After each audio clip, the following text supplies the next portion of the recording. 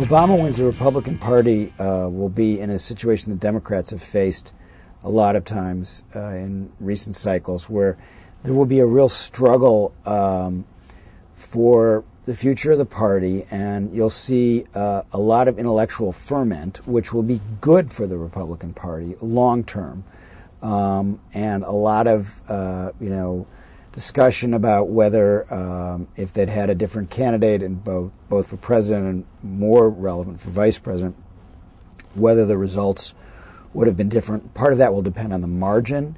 If it's a close race, then in some ways there's more bitterness, because if we'd only done this, if we'd only done that, then we could have won.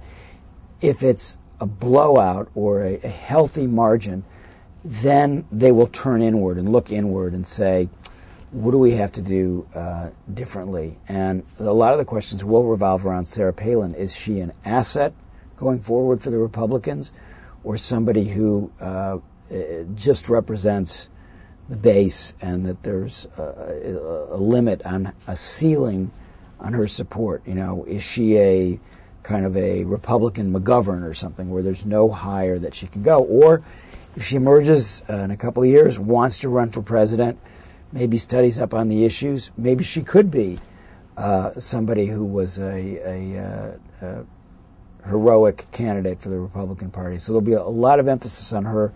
Obviously, Mitt Romney will get a lot of attention, and there will be a tremendous amount of analysis about what does it actually mean to be a Republican. What should their posture be? Should they be the anti-deficit party, or is that a loser politically? Should they go back to the well on taxes, or did they lose the argument on taxes this time and therefore have to fashion something new to pull their party together? What's the state of the evangelical movement? If they didn't turn out so heavily, was that because of McCain himself, or was that because their movement crested and is now receding?